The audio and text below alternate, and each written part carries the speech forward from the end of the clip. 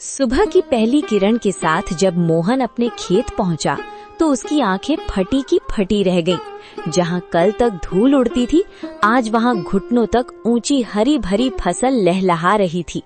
बड़े बड़े चमकदार आलू और मोतियों जैसे मटर के दाने। तभी वहां से काला गुजरा। काला हैरानी और चिढ़ के साथ, अरे मोहन, ये क्या तमाशा है? कल शाम तक तो यहाँ मिट्टी उड़ रही थी और आज एक ही रात में इतनी बड़ी फसल। कौन सा गड़ा हुआ खजाना हाथ लग गया है तेरे?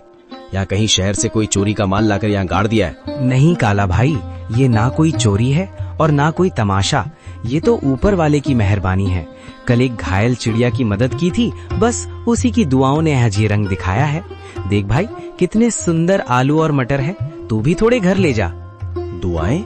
चिड़िया मुझे बेवकूफ समझता है। ये जरूर कोई काला जादू है। जोर से, मुझे तेरे खैरात की जरूरत नहीं है मोहन। याद रख, जो रातों रात उगता है वो रातों रात ढल भी जाता है। काला के मन में शांति नहीं थी। वो जानना चाहता था कि मोहन को ये सब मिला कैसे। वो बिल्ली के कदमों से मोहन के टूटे हुए घर के पीछे पहुंचा और खिड़की से कान लगाकर सुनने लगा। अंदर मोहन, बिमला और माँ बातें कर रही हैं। मोहन, मुझे अब भी यकीन नहीं होता। वो सुनहरी परी सच में हमारे लिए फरिश्ता बनकर आई थी।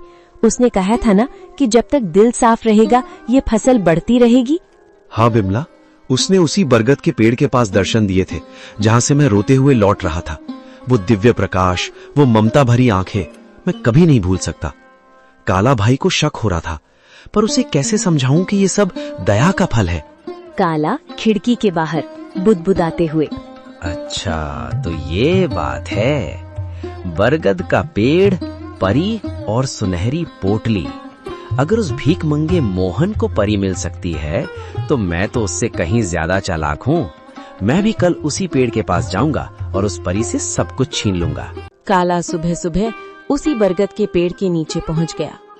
उसने एक जाल बिछाया और एक चिड़िया के आने का इंतजार करने लगा। उसने सोचा कि वो किसी चिड़िया को घायल करेगा और फिर उसकी मदद का नाटक करेगा। कहाँ है वो परी? ओ चिड़िया, बाहर निकल। देख, मैं तेरे लिए कितने दाने लाया हूँ। बस एक बार मेरे सामने आ जा और मुझे वो मखमली पोटली दे दे। मुझे आलू मटर नहीं, मुझे सोना चाहिए, चांदी चाहिए। मैं उस मोहन से बड़ा आदमी बनना चाहता हूँ। काला घंटों चिल्लाता रहा। कभी रोने का नाटक करता तो कभी लालच में पेड़ की टहनियां हिलाता, लेकिन वहाँ सन्नाटा छाया रहा। अचानक एक तेज ठंडी हवा चली और एक आकाशवाणी हुई। काला, प्रार्थना हृदय से की जाती है, लालच से नहीं। मोहन ने एक जान बचाने के लिए अपनी कमीज फाड़ी थी और तू एक जान लेने के लिए जाल बिछा रहा है। जा, तुझे कुछ नहीं मिलेगा क्योंकि तेरा मन ईर्ष्या की राख से भरा है। लालच की फसल कभी मीठी नहीं होती। नहीं, ये नाइंसाफी है। उस गरीब को सब कुछ और मुझे कुछ नहीं। अगर मुझे नहीं मिला तो मैं मोहन का भी कुछ नहीं रहने दूंगा। मैं आज रात उसके खेत को शमशान बना दूंगा। मोहन ने पहली फसल घर लाई। बिमला ने जब आलू और मटर की सब्जी बनाई तो उसकी खुशबू पूरे गांव में फैल गई। बीमार माँ ने जैसे ही एक निवाला खाया, उनके चेहरे पर रौनक आ गई। पिताजी, ये आलू तो बहुत मीठे हैं। क्या ये सचमुच हमारे खेत के हैं? अब मुझे स्कूल जाने के लिए नया बस्ता मिलेगा ना? हाँ मेरे बच्चे, अब हम कभी भूखे नहीं सोएंगे। बिमला देखो, भगवान ने सुन ली। आज माँ की आंखों में चमक देखी? ये उन जादुई बीजों का ही प्रताप है। बिमला आंखों में आंसू भरकर, मैं तो डर गई थी मोहन। मुझे लगा था कि गरीबी हमारी पहचान बन गई है, लेकिन आज पहली बार लग रहा है कि हमारे घर में भी लक्ष्मी ने कदम रखा है। पर मुझे उस काला से डर लगता है।